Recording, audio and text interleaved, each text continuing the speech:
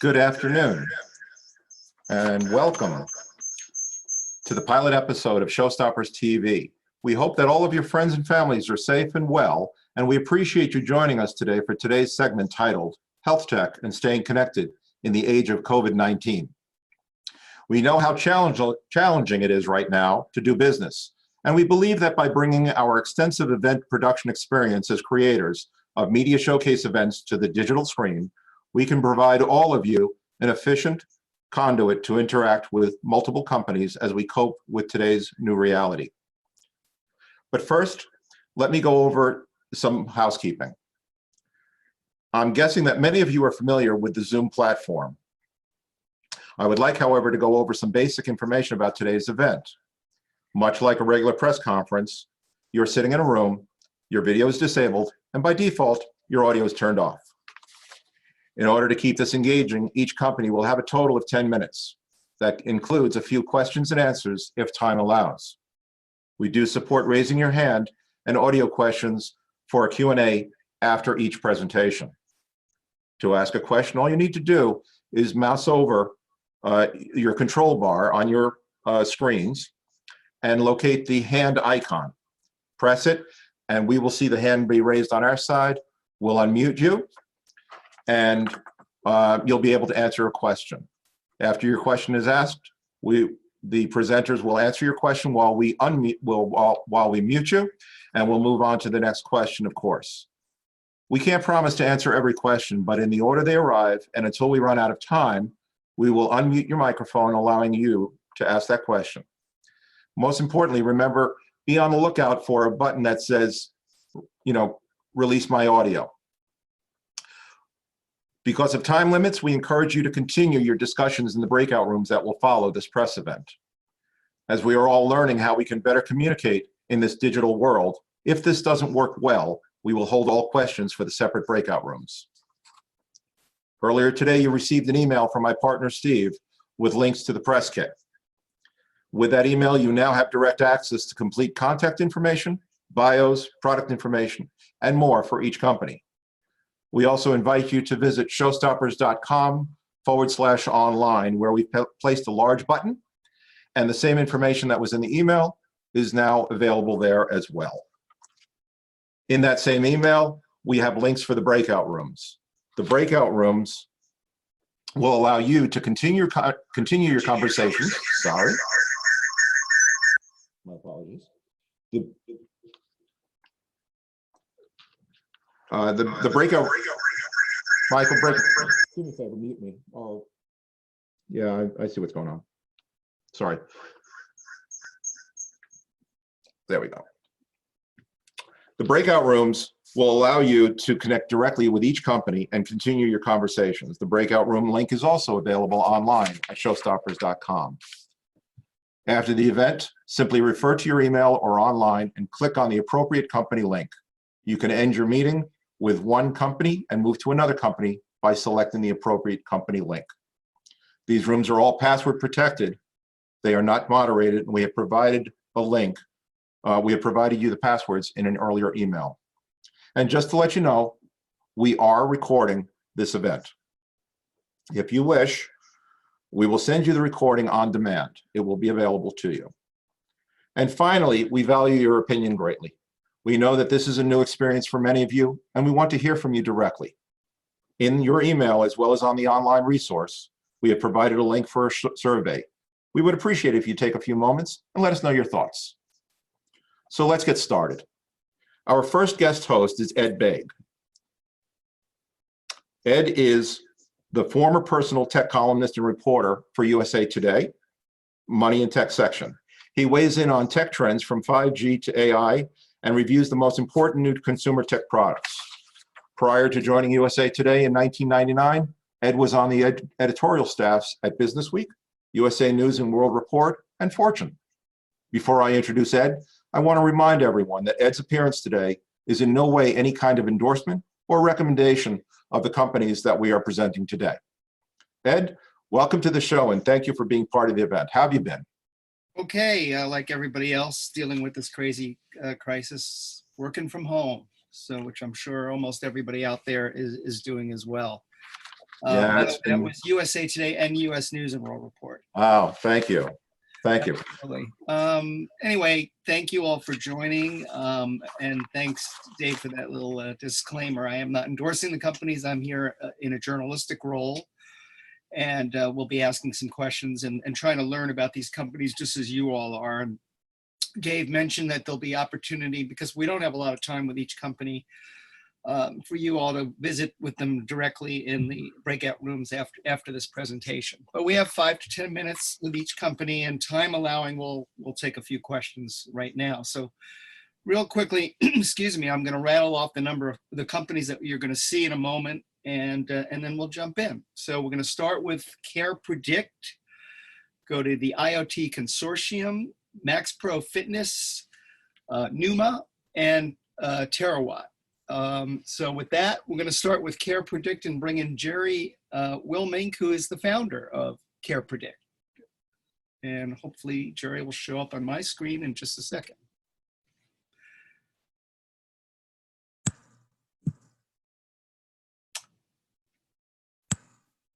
Okay, now Jerry's going to start with a little presentation. We're going to do this really quick because the last thing you all want to do is necessarily see a lot of that. You want to hear from the companies. But Jerry, start out with what you have to show with CarePredict and let people know what you actually do.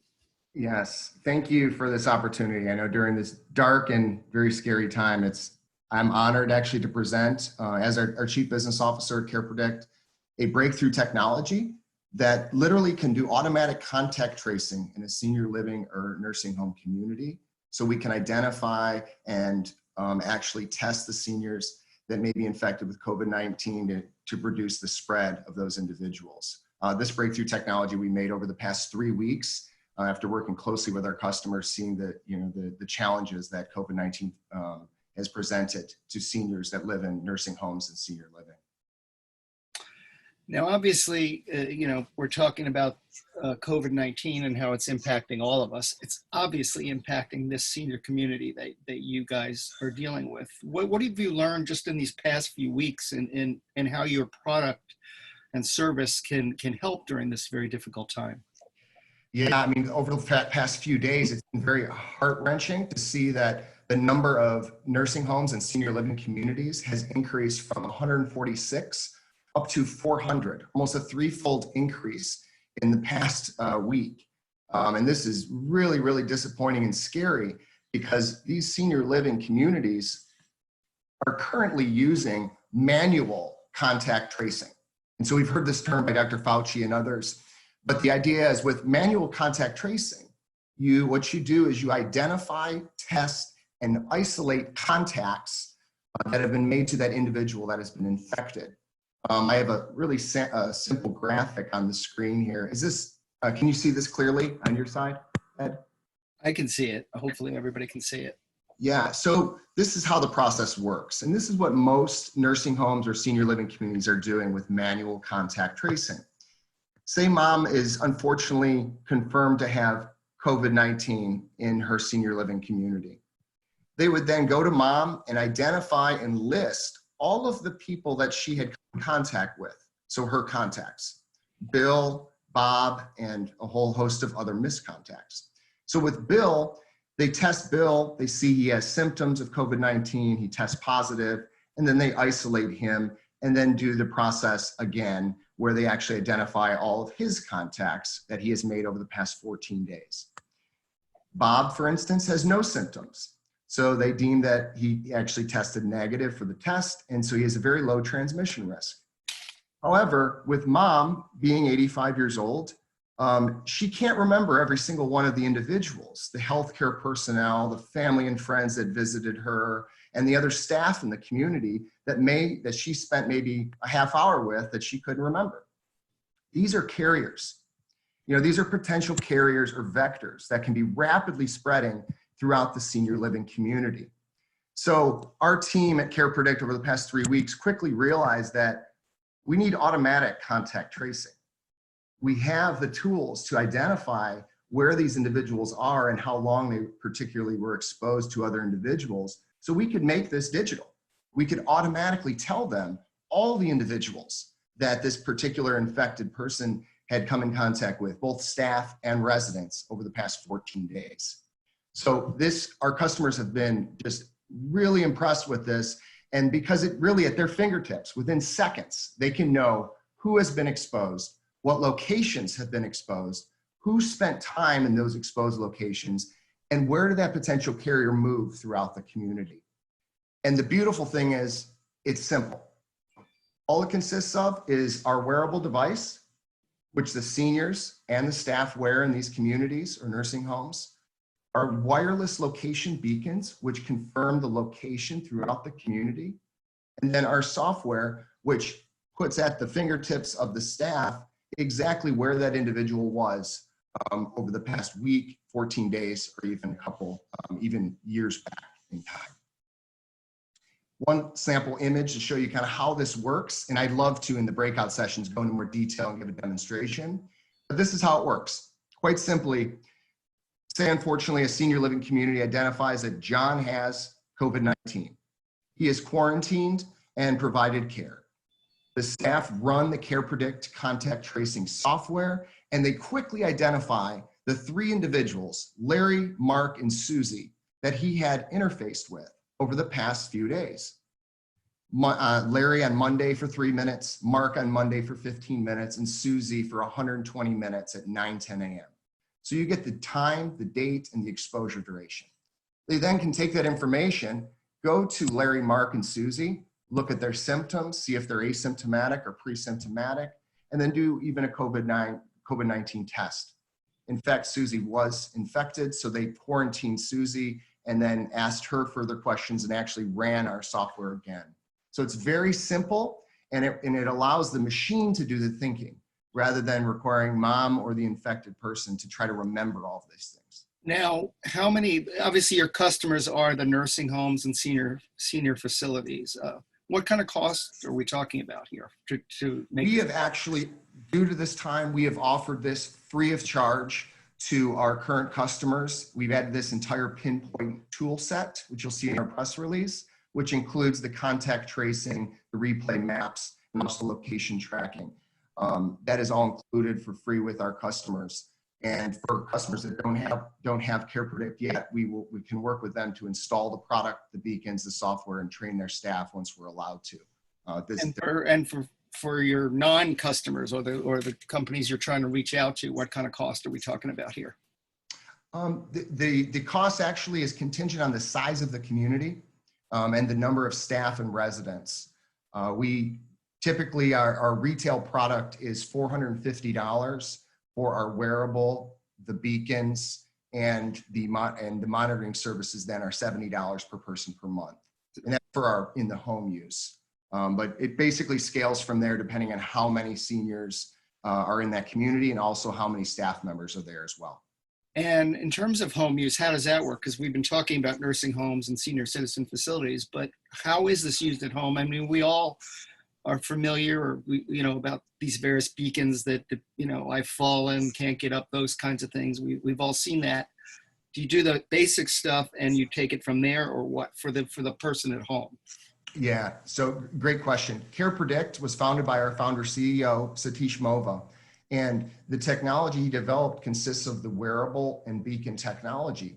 And what the wearable is actually doing is, in addition to picking up automatically detecting falls and other motions, it's actually measuring changes in the activities and behaviors of the senior. So if a senior is in their home, we can identify they're in the kitchen, they're bringing food from table to face. And so it picks up their wrist, their kinematics of their wrist, those changes, and we know that they're eating or washing their face. So that's how CarePredict was founded, was to actually use that information on activities and behaviors to make predictions on when that individual is at risk for, say, a fall, a urinary tract infection, or depression. We built out all those machine learning models and then built it into a home use product after we had so many potential customers coming to us saying, we live in our own, my mom lives in her own home, she wants this for her house. So we made a retail product, which we launched in 2020, so they can install a home version. And family members could actually log in and see how mom is doing in their own home. Got it. Now, we're all hoping that this obviously virus goes away sooner than later. Yes. We don't really know the timing, but as you look beyond this, whenever we come back to the new normal, whatever that will be, how will that impact your business? Yes, we continue to grow quite fast right now, and this particular tool set's incredibly valuable because it's actually designed for other infectious diseases as well. So beyond COVID-19, but other ones that are more common, more traditional flu and other types of infectious diseases that actually run pretty rapid across senior living. So this tool set is incredibly valuable. It's made it a great time and also can be used in the future for a variety of other conditions that can impact the senior's life. Okay, well, unfortunately, we've already run out of time. 10 minutes goes pretty quick. I had hoped to get to a question or two out there, but again, I will remind everyone out there that there are breakout rooms, so you can learn a lot more about. Thank you so much. So thank you. We're now going to move on to the IoT Consortium. Greg Kahn, who's the president, is going to join us, and we'll give Greg a second to show up here on the screen. I apologize to any of you out there who had a question, but again, please visit the breakout rooms and you'll get a lot more one-on-one that way, or one-on-many, I'm not quite sure. All right, thanks. Greg, I now see you. Can you hear me? And I can hear you well, Ed, and good afternoon to everybody, and thank you for joining us and for inviting me to participate in this critical session on what we all know is an unprecedented time in sort of our history. The history of technology, the history of healthcare. So I'm honored to be joining you on the Showstoppers team. We're all new to this, so can you see my screen with the presentation? I can see the pictures behind you. Everybody, I venture to say everybody out there knows what IoT is, Internet of Things, but it's very broad. And so I think you have a brief presentation that you can go through, but like everybody else here, I want to know where IoT fits in this whole crazy world we're in with the virus. But go ahead with your presentation. Sure, and just a brief introduction to IoTC for those of you who are not aware of the organization. So the Internet of Things Consortium, which we call the IoTC, is the leading business development group for the Internet of Things ecosystem. Pre-coronavirus, with the IoT ecosystem is incredibly fragmented. This has not changed that. And there's incredible opportunity for companies to partner together to bring forward the various initiatives that we as consumers want to see pushed forward. And so the consortium was started a little bit over 4 years ago as a 501c6 as a way to bring together 3 different types of entities, corporates to corporates, corporates to startups, and public-private partnerships to advance 5 specific areas of IoT. And those are smart cities, wearables, connected homes, autonomous vehicles, and retail transformation. You could see on the slide here that we have dozens of participating organizations from every industry group, from cable television to payments to electronics to content, to packaged goods are part of our group, and some of the leading names are on the slide here. Today we are announcing that we are organizing one of our sub-verticals specifically on connected health and wellness, which is an evolution of the work that we've been doing over the last 4.5 years. And so wearables will now become a sub-vertical of the connected health and wellness group. We are also launching a new initiative called IoTC Now, which is much of the work that we do is about projecting the future. But I think if anything, what coronavirus has taught us all is that we have to focus more on the now and how we could bring technology providers together with practitioners, in this case, healthcare practitioners and consumers and businesses alike. And so we are launching a series now, which is about kind of addressing the real world challenges that we're facing today, not just looking ahead to tomorrow. And we're launching a series starting next week, and which will be bi-weekly on April the 9th. So it'll be on Thursday, April the 9th, and anyone that would like to join is welcome to join that group. We are going to be launching this on Connected Health and Wellness, although the IOTC Now series will encompass all of our, so the next one afterward will be around the connected home and then on smart cities. But I think what's a couple of things that are important to note, Ed, is that all of these industries and these subsectors are interrelated. So this pandemic is not just affecting the healthcare system, it's affecting every system right now: retail transformation, last mile delivery, et cetera, connected home for sure. And we bring together industry experts to have the conversations, but then also as a seed to form task forces around these specific challenges that we face in the marketplace. And Jerry certainly shared one a moment ago that we're seeing in senior centers and in hospitals alike about tracing and making sure that the right individuals are diagnosed and are isolated and as well are made well. Let's talk about the challenges if we could, because Sure. we can move it along, which is everybody's connected now, right? We're doing it now. You know, everybody's on Zoom for all sorts of reasons: business, social, et cetera, entertainment. How can the system handle this extra overload right now that we're all dealing with? Well, you know, President Trump actually had a call with most of the CEOs of the telecom providers, many of which are part of our consortium yesterday. And he's doing the same with the cable companies to ensure that there is enough bandwidth to be able to provide for now. I think what it highlights is two things. Number one is there are certain types of content and data that is being slowed down. Some HD content is being slowed down to accommodate the needs for telemedicine and other types of activity. That's number one. I think number two is, if anything, it identifies, we often at IOTC talk about the potential of 5G and the use cases. I think we're living in it right now. And sort of the use case around telemedicine and connected healthcare is critical. That's always been perceived as one of the important use cases that everyone has looked toward, but now we're living in it. And so same thing with last mile delivery, about how the whole supply chain is being disrupted right now. And there's critical need to bring ventilators and respirators and the like, masks, to hospitals and to consumers. And what role do you guys play in that?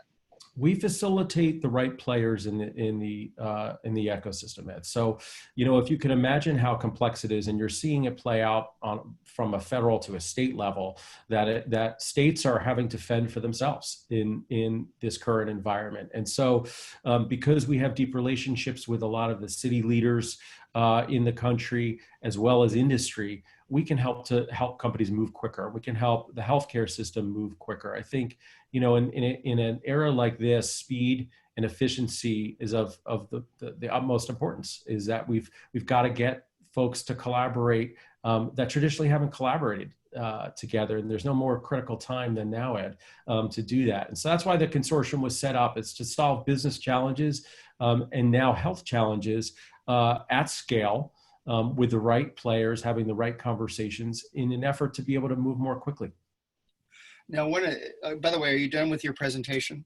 Yeah, I just wanted to quickly highlight, Ed, that some future initiatives that we have, I think we're living right now in Corona, but there are many connected health and wellness opportunities and challenges that we will be focusing on and creating task forces around. And some of them include aging in place. We know that separate from the Corona, this is a huge problem in the US and places like Italy and Japan and others. Telemedicine, of course, robotics. So in our next week, we'll have one of the senior leaders from Xenex, which is creating connected robots that disseminate disinfectants in hospitals. And so the role that robotics play, the role that wellness standards for public spaces, contactless platforms. I think one of the core questions that are coming up now is the need to wash hands and not touch. And so we do a lot of work with companies that are in you know, connected sinks and connected locks and those types of things. And those are just a few examples, Ed, of the types of initiatives that we will be taking on at IOTC. Security is always a big issue too when we talk about Internet of Things, and we could probably have a whole discussion on that. But again, given the time we're in now with this craziness, does security even get ratcheted up another level, or the need for it, or there are more holes that are introduced because of what we're going through? Look, we take security extremely important. We look at it extremely importantly at IOTC. I think that what's happening now does not necessarily change the way that we as an organization or the companies that are part of it address it. I mean, the reality is that there are hackers. There's been conversation about hackers coming into Zoom videos, could be in this one right now. We take that very seriously. We also take privacy very seriously.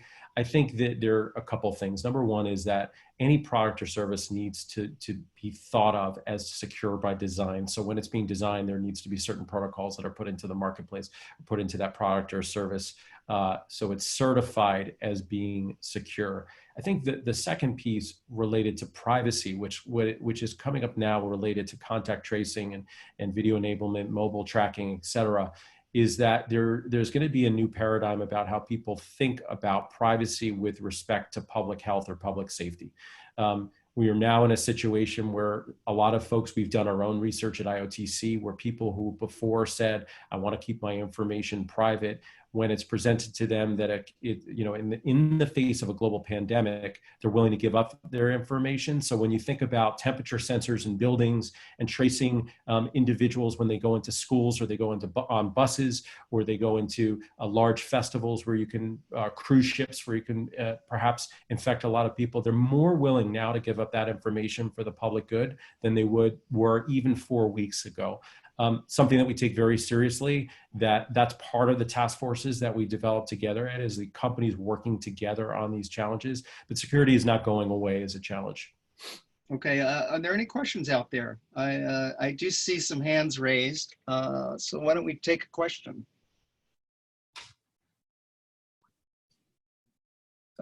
Sorry, we have no time for that. Okay. Yeah, sorry. We're going to keep on moving on. I think Bob had given me the 2-minute warning before. Okay. And I apologize, we didn't pick that up. So I'm going to go to mute, and we're going to move on to the next one. Thank you, Ed. We'll catch everybody back on the breakout rooms. Okay, we're all learning with this thing, so. Absolutely, thank you. Thanks, Greg.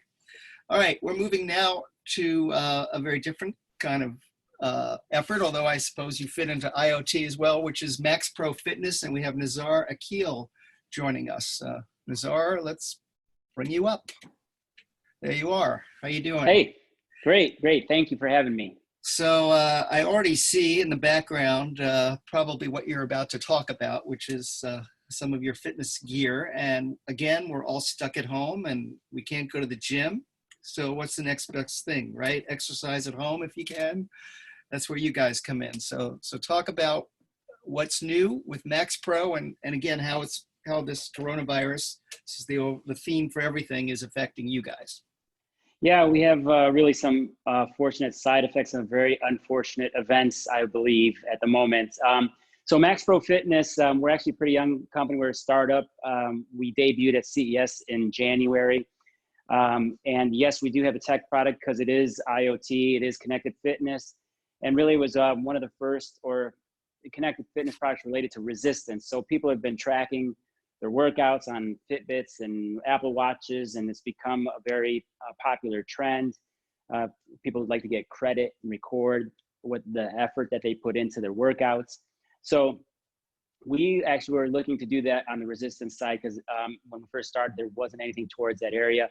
And even today, any products that are introduced in the market are very large, bulky machines that cost thousands of dollars.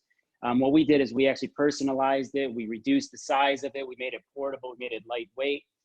This is the Max Pro right here. It folds similar to this. And it's kind of not intuitive how it's used.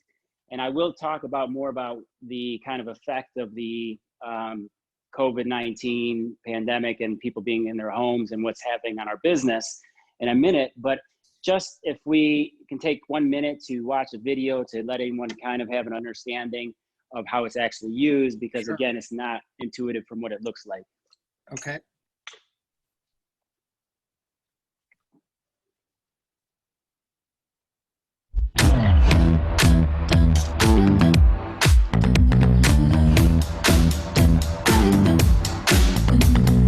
Move with the good. Shake it up, stop. when the clock hits 13, you've been working, but you're flirting with the weekend. You can freak out. 1 in a million. You're a gem shine when the light grows dim.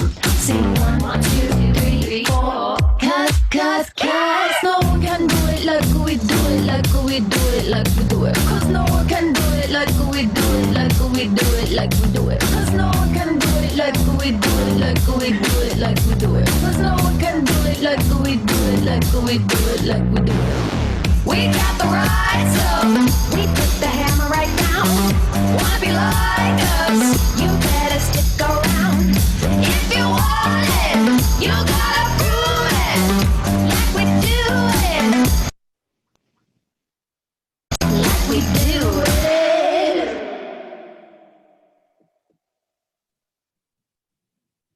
Great. Thank you. Earlier, I got to do some sit-ups right after this. I'm back. I hope that brightened up some people's days being locked up in their homes. Yeah, so that's basically how it works. And what's so unique about it is really our polyclutch proprietary system, which you saw in the video, but it's this ability to go from 5 pounds to 150 pounds of resistance just by turning this knob. We also can lock out our cables, which means that you can do more TRX suspension type training. We also have 11 feet of cord inside of each side of these. So you can actually do short sprints, little sled pulls, walkouts, walk and back, and so on. So the reason I mention all of these things is how incredibly versatile this machine is. It doesn't just replace actually a room full of gym machines that you would have at your gym, but it also does a lot more with the plyometrics, toning, burning, a lot of cardio. So it's really been recognized initially at CES, and a lot of the media and retailers were very interested. But now going back to this situation that we're all in, yes, we have seen a great deal of interest pop up. We just started production actually this week, restarted production this week. We'll be shipping at mid-April, and people are really biting at the bit to get the product sooner.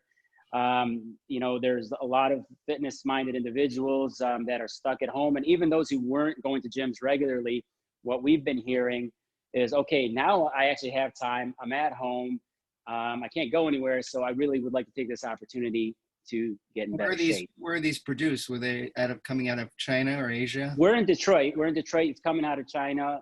We are shipping them from overseas. We have a plan to do a dual manufacturing strategy here in Detroit. That was our original plan.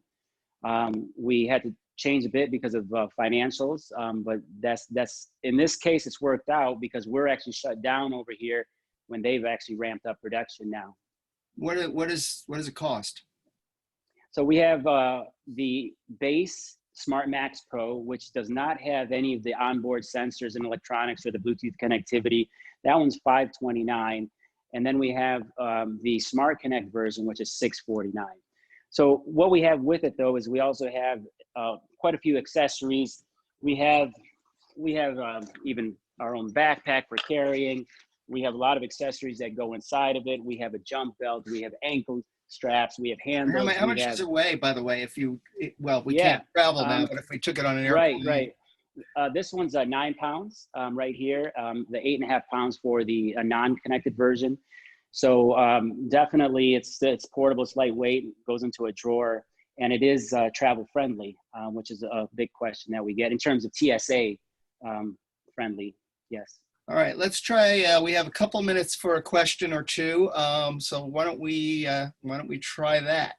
Hopefully there's Terrific. So my first question, I'm going to be reintroducing Jamie Rivera. I apologize. So I'm going to allow you to talk there, Jamie. Welcome to the conference. You should have a button on your side.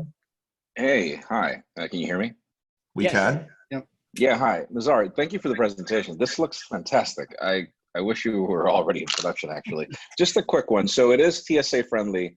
I noticed that you have resistance. It's mostly a resistance-based workout. What happens, like, do you have like classes to go with it for people to more or less know different routines that they can follow that would make it like an easy 30 to 45 minute workout? We have a iPhone and Android version of our Max Pro coaching app, which has over 80 workout videos that you can be filtered by body area of focus or even what accessory. So we have multiple accessories like a bench or bars or things like this that you can actually filter which videos you'd like to watch. We're not to the level yet because we're just a startup of all that streaming content of Peloton, but that is the direction we are going. That's fantastic. That's fantastic. Okay, no, I'll definitely be reaching out to you soon. And we did start production. We're just shipping in mid-April. Okay, we Awesome. have time, I think, for one more question. We do. We have Terry Gardner coming online. Terry, I just activated your mic. Can you hear us? Yes, I can. Can you hear me? We can. Thank you. Welcome to the event. Thanks. This is a really cool event. Thank you. What makes Max Pro really different from TRX? It seems like maybe TRX on steroids, but could you clarify what sets you apart? Sure. Actually, that's a good way to put it if you'd like. Well, TRX doesn't do in terms of changing of resistance. So we have the end pieces that I showed you here that we change the resistance on it from 5 pounds to 150 pounds on each side. So it gives you up to 300 pounds resistance. So it replaces all of your weight machines and your free weights, dumbbells, and you can lock the cords out like you saw in the video where she's doing some suspension training. So it actually does both TRX type workouts and does resistance. And then with the onboard sensors and electronics, you actually get to read all of your workouts. Every rep of every set goes into the app and tracks all of your workouts, progress, and gives you a lot of data analytics about your workouts. Great. Well, unfortunately, we have to move on. But again, I remind everyone out there that there are breakout rooms and sessions for all these companies. So if you want to learn more about Max Pro, Nazir will be there to answer those questions. So thank you, Nazir. And I want to get one of these in my house because I definitely need to exercise. So we're ready. All right. We're moving on now to NUMA, N-U-M-A. I'm going to ask in a second what that stands for, but we have Tasso, and again, I'm going to butcher the name, but it's Rumeliotis. You'll correct me the minute you appear on screen, which should be just one second. Right. Hey, how you doing? Very good. How are you guys doing? Good. Okay, give me the name again. Rumeliotis. I was sort of close. You're close. You got it right the second time. Okay, great. NUMA, first of all, does N-U-M-A stand for anything? And then we'll talk about what you guys actually do, which is dealing with voicemail.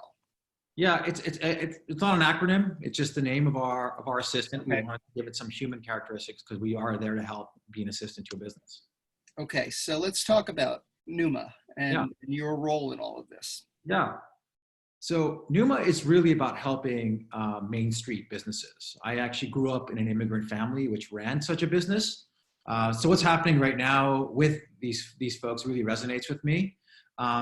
So NUMA is really about giving small businesses the ability to text with their customers. And what does that mean? So 63% of calls into small businesses are not answered.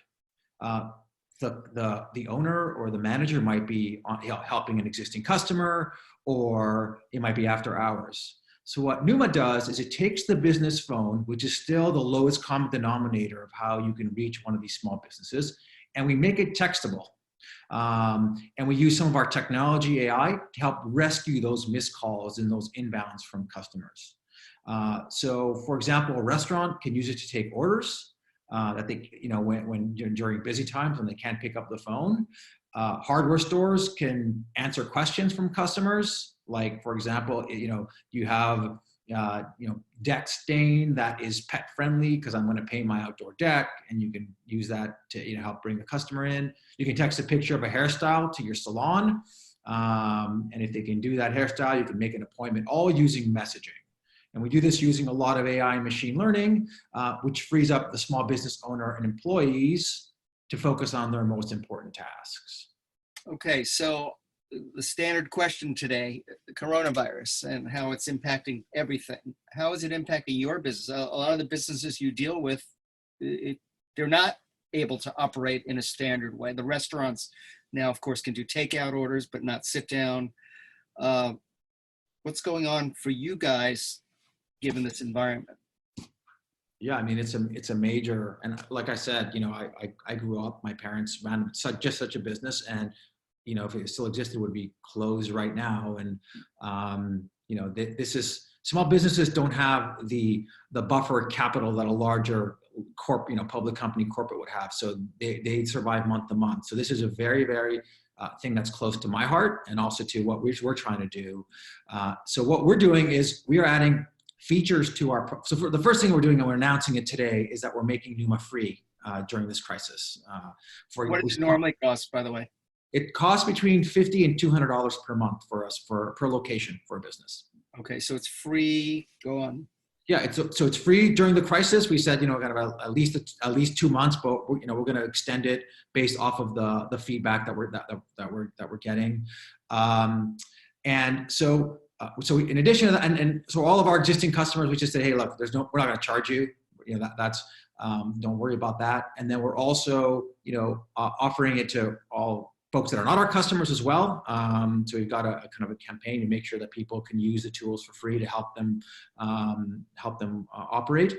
And we've offered for some features that are what I would say current environment friendly. So there's, you know, we're offering kind of a curbside pickup feature to the service. So some of the AI, if you will, enables that. So a business can say, you know, whether it's a restaurant where I'm doing takeout and I'm doing curbside pickup, or even a retailer which might be selling t-shirts, the same kind of service. So curbside pickup is one of the areas that we're offering.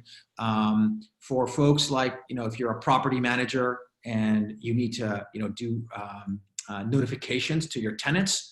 So we have some property management customers as well who run these buildings, where you're able to, you know, send that kind of information to your folks. So all you know, right now, like I said, it's very much about reducing the pain and adding reducing kind of any cost pain, offering it for free, and building specific features in today's environment that will allow you to run your business better. And I apologize. I think you have a video to show. And yeah, if we can just cue that up. I mean, this is what a restaurant can get right now, like, you know, deployed within a very, very short period of time. So if we can play that. Okay, so this is for restaurants. Just like you text your friends, you can now text a restaurant. That's what we're going to show. So we got Mike's Burgers, and you like to place an order. You could call the business, and it'll text you back as well. But in this case, we just want to show that you want to take an order. So what we do for a restaurant is we'll take your menu, we'll construct a digital kind of mobile menu, if you will. The customer clicks on that link. That link takes them to the ability to order. You pick what you want. This goes right to the restaurant system. You can then pay on the mobile messaging service. Great. You get a notification. So I think this is probably pretty straightforward. You get a notification, lets you know it's going to be ready in 30 minutes, and you're good. Turns out that the order taking and order paying for these kinds of businesses is a very large cost. I've read a statistic on Barron's that 50% of the labor cost of a cup of coffee that you buy from Starbucks is order taking and order payment. So the waiting in line and giving your order and paying. It's not the person making your coffee or all the other labor components. So what we've constructed Numa to do, as in the case you just saw, is to reduce that burden for a small business, just like Starbucks has reduced by having their Starbucks app. You know, that was a very labor intensive, and it's a significantly better experience for the customer as well. Great. I think we have time for a quick question out there before we move on. Yeah, we do. We sure do. Rob, I'm unmuting you. Rob, go ahead. Introduce yourself, and you've got a question. Hey, folks. Rob Pecoraro here. I write for, who do I write for these days? USA Today, Fast Company, et cetera, et cetera. Hearing this pitch reminded me of a piece I did for Fast Company a couple months ago about various companies offering branded calling and texting services to companies. One of them, as I recall, First Orion, was an exhibitor at Showstoppers 2019 at MWC before the dark times. Question, are you all looking at incorporating that? These features basically let the company or the restaurant's logo show up on the phone screen, so they're not thinking, who the heck is texting or calling me from this number I've never seen before? Or that Yeah, that's a great question. And we actually know the First Orion folks, good people there. One of the features that we offer is, after this exchange that you just had from a restaurant, we'll actually send you a V card. So you can save the restaurant in your address book. So if you reach out, so if you want to send them a message again, or if they send you a message, it comes from Mike's Burgers. So all those elements are, definitely kind of part of a potential future roadmap, especially as the OS providers on the mobile phones allow the messaging applications to be able to do so. Great. I think we can try and squeeze in one more question before we move on. We sure can. Bringing Terry on board. Terry, again, introduce yourself, your publication, and go ahead. Hey, sorry I didn't do that before. Terry Gardner, I freelanced for LA Times and Westways. So my question is, and maybe it's a dumb one, do you convert a landline to having textable abilities, or is it using the restaurant or business's Wi-Fi? We convert their landline. Turns out that there's 55 billion, this is years ago, it's significantly more now, 55 billion text messages sent to landline phones that are not answered every year. So you as a business might be getting text messages from a millennial that texts you back, that might text you, and you don't receive it. Those things disappear into the ether. So we have actually take your landline phone. It was actually it's not a dumb question at all. It's a good one. We take that landline phone and we make it textable, and that's a big part of the value.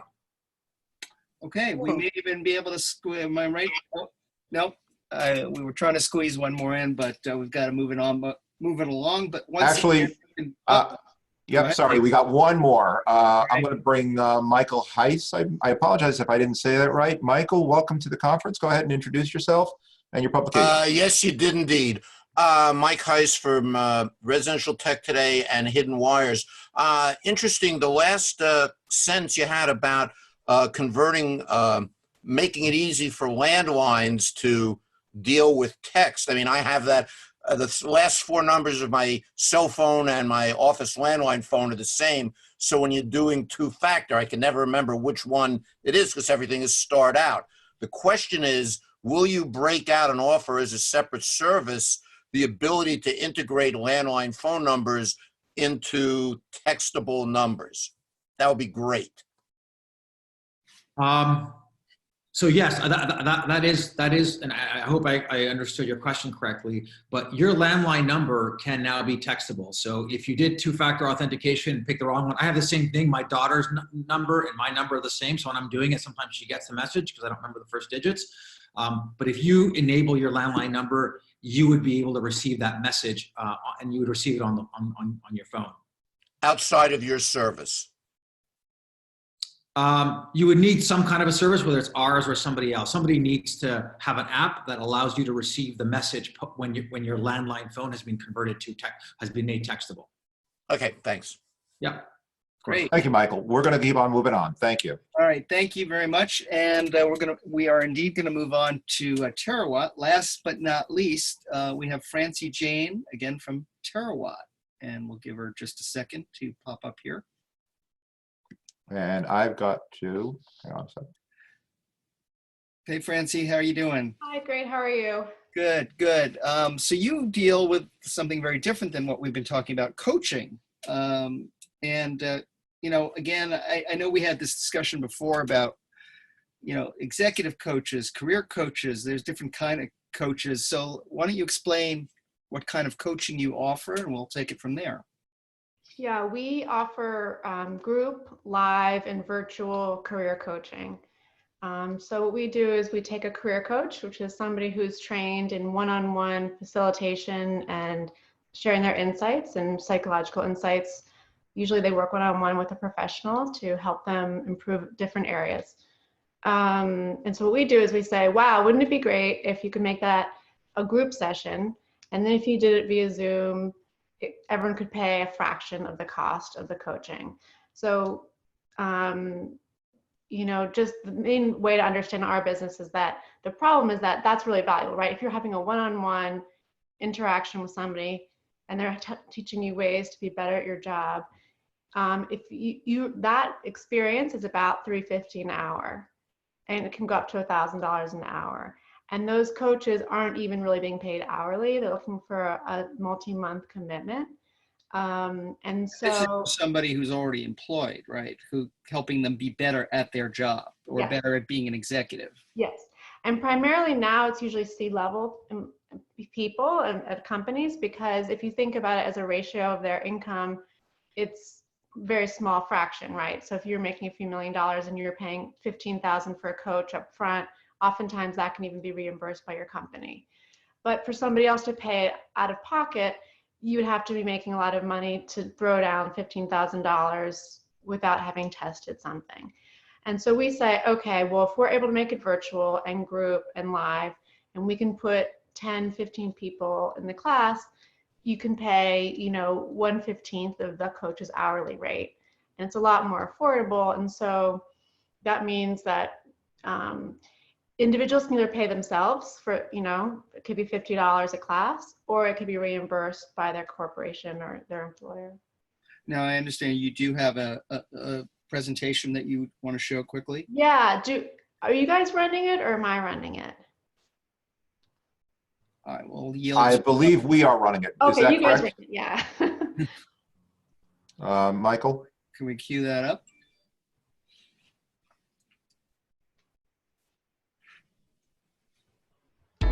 Terawatt is a marketplace that offers group classes with talented coaches via Zoom.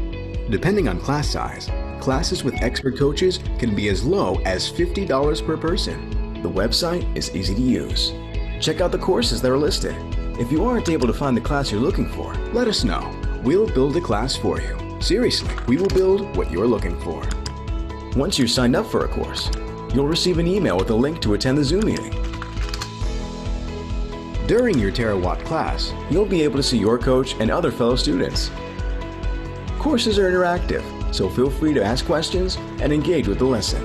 Terawatt believes that we are all better off when each of us is great at our job, fulfilled professionally, and happy. Take the first step to better your career at goterawatt.com. Now, one of the questions that leaps to my mind is, I understand the need to do a bunch of people at once in one of these classes, but what about the privacy aspect of it? How do you handle that sort of, if I individually have something that I need to deal with, is there a breakout session? Is there a way for me, without spending a whole lot of extra money, to get sort of some one-on-one feedback or advice? Yeah, it kind of depends on how the coach sets up the class. We're an online marketplace, so the coach is teaching their own content, and we want them to be as creative as possible. So some coaches will say, it's a 2-time class with a 30-minute counseling session on the side, and there's one cost for that. Or yeah, we definitely employ the breakout rooms. The real idea of what we're doing though is more like peer learning. So theoretically, anyone who's having your concern, other people probably also have that concern. So you'll probably be discussing this together. I mean, one of the things that I'm always concerned about is recording. And so it's in our terms of service, we don't do recording. The only way to participate in this is live and in person, kind of the way like a therapy session would be. There's no taping. So privacy is a very important part of the product. The other question, again, keep coming back to coronavirus. Suddenly, a lot of people are out of work or furloughed, and even people at high levels who can't afford some of the coaching that you're talking about. They have to think about their jobs very differently right now, working from home and have staff working from home, getting either laying off people or furloughing them. How are you handling it right now, or some of your coaches handling it right now, given the crisis we're all in? Yeah, I mean, I think for one thing to say, which is really interesting to me, is that there's data showing that coaches are actually doing more online coaching, just like in 2019 than in-person coaching. You mean so separate anyway from the coronavirus? Just before the crisis. So they're already like very skilled with Zoom and connecting to people virtually. I think the one big change for us is our business model has been to market to HR groups for the reimbursable career development budget that is pretty common within companies. You know, I'd say it's like ranges from $1,000 to $10,000 a year to reimburse for career development, and that's what we're doing. But we also set up the website and the classes so that you can bring your own group. So let's say you've got 3 friends and you're all worried about, need help with meditation or something like that. You could set up a class with your group of people, and that would be a lot more affordable, again, than hiring a person one-on-one. And so really we can go either way. I mean, initially we did career coaching because we wanted to be part of that reimbursable component, but I also really believe in the value of helping people change their careers and, pivot and just be better individually, and not necessarily only with career, with also personal. And so we're happy to do that as well. I mean, we really, because we're a startup and, we've been recruiting great coaches, but we can always, if there's like an interest that someone has, then we can find that coach and set up that class. Okay. Where do you find the coaches? Who are the coaches? Usually right now it's through my personal network, through the ones that are really good that I really like, I know from college or friends of friends. But it's actually not too hard to recruit coaches because they have a lead generation problem right now with virtual. Right. And you're coaching yourself as well? No, I'm not a coach. You're not a coach. I'm just a matchmaker. Matchmaker. Well, actually, speaking of that, if I came to you, is it just a matter of who's available? Or again, I know I'm searching for classes, or can I request a specific coach, or you would come to me and say, for what you need, you want this coach? Yeah, we had that. Yeah, so that happened this fall where a learning and development officer at a publicly traded company reached out. They liked a class we had online, but they needed a different date. And so we set up, a date for them, and it was private for their corporation. And they sent 2 people from their corporation. We set up a special class, and they thought of it as like a per head cost, right? So it's a lot more affordable to have your people use a webcam and sit at their office and, duck out of work for an hour and a half than have to go somewhere and spend a half a day or a day. Okay. Do we have any questions out there? I see one hand up. Yeah, we sure do. Let's take a look. Alan, I'm going to bring you on board. You should be able to talk now. Alan, you there? Oh. Is your mic muted? I think your mic is muted. Okay, my mic is unmuted now. Okay. Okay, Alan Pierce, Dr. Alan Pierce, Tech Directions Magazine. What is the actual cost per session? How is that figured if you're talking about people calling in who are not part of a corporation to get some sort of peer counseling? Yeah, so it really depends on the cost of the coach's hourly rate. So it's all like division math. So if the coach is willing to offer the class for say $300 an hour, and you can bring 4 people in, then it's just 300 divided by 4. Right now we have a bunch of coaches that are offering far discounted and also free classes. And so again, that's also a possibility. I think the best way to think about it is $50 is probably the lowest, or maybe 25. And then depending on whether it's a series or not, how it can increase the price, right? So if it's a one-time session, it might be $25, $50. If it's a 4-week session for 2 hours each session, it would probably be more. And as a follow-up, you indicated that a lot of the people that you have are people from college and so forth. But how are you vetting the credentials of the actual people that you have that are going to do the counseling? Yeah, there are a lot of coaching places that have certification programs for coaching. And I spend a lot of time with the coaches to make sure that they're good. And the other thing is they teach their own content. So, it's a little bit sort of market demand driven. So if they have great content and I'm seeing their presentations and they're teaching me about what they're expert in, and I think it seems reasonable, then we'll put them on. We're working on a system to automate this more, but right now it's very high touch automate, But you're not evaluation on our side. But you're not looking at certificates, degrees, college degrees, and all those things. And and also listing those for the particular person, showing what their background is? Yeah, so we, on our website, when we have coaches, we link to their own website and to their LinkedIn and everything. So we're completely transparent. And because what we're saying is, if you want to hire them one-on-one, more power to you. We'll give you all the information we have about this person to make you feel confident to buy this class. And if you want to hire them one-on-one, you find them on our website. More power to everyone. We're about just affordability. And so we will bring everything to bear to give information on the coach. And I think your point is kind of like alluding to this other question, which is how do you make sure these are good coaches and they're not charlatans and stuff? And that's a huge concern of mine. And that's one of the reasons also we do this. Thank you. Thank you. I'm afraid we've run out of time, but well, Dave, I know you will speak in a second, but just on my behalf, thank everybody for your attention and for your questions and for being out there. And hopefully we pulled it off without too many glitches. So Dave, go take it over. Well, thank you so much. And Ed, again, thank you. So for those of you who didn't catch my name before, again, my name is Dave Leon and I'm with Showstoppers. I'm one of the partners here. And on behalf of the entire Showstoppers team, let me thank all of you, as well as Ed and our presenters for joining us today. We could not have done this without you. And we, of course, hope that it was informative and that you enjoyed today's sessions. We invite you to revisit your emails, as well as showstoppers.com/online, and look to the breakout rooms to continue your conversations with each of the participating companies. This time, with your videos enabled, you'll be able to talk directly with each of the companies and have a video conversation. These rooms will stay open from 3 till 3 p.m. today, Eastern Time. And don't forget, all of your resources will remain available on showstoppers.com/online.